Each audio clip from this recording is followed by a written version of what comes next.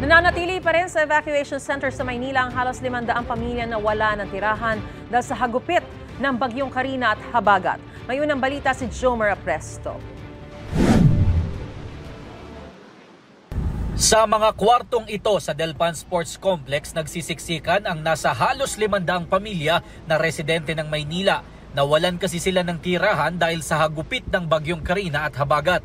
So sa lakas po ng bagyo, ulan, hangin na magkasama po. So yung bahay nila hindi po ganun yung pundasyon po is yung mga kahoy lang po na hindi talaga ganun kalakihan. So pag hinampas po ng alon po yun, natatangay po. Karamihan daw sa mga nawalan ng tirahan ay mga taga-Isla Puting Bato na mahigit 400 pamilya o halos 1,700 individual.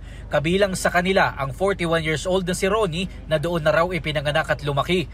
Tulog kami sir, pagising namin mataas na yung dagat kaya nagising kami.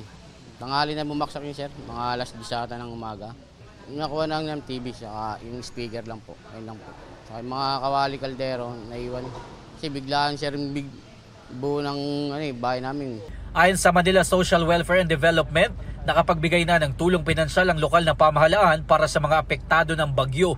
Pero hindi raw ito sapat para sa mga nawalan talaga ng uuwian. May mga food packs naman po at may ibang mga hygiene kits naman din po na dumarating.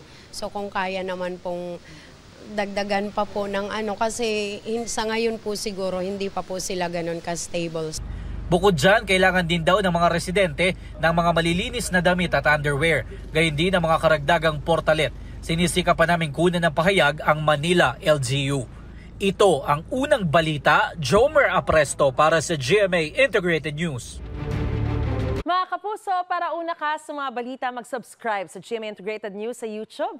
Sa mga kapuso abroad, subaybayan niyo po kami sa GMA Pinoy TV at sa www.gmanews.tv.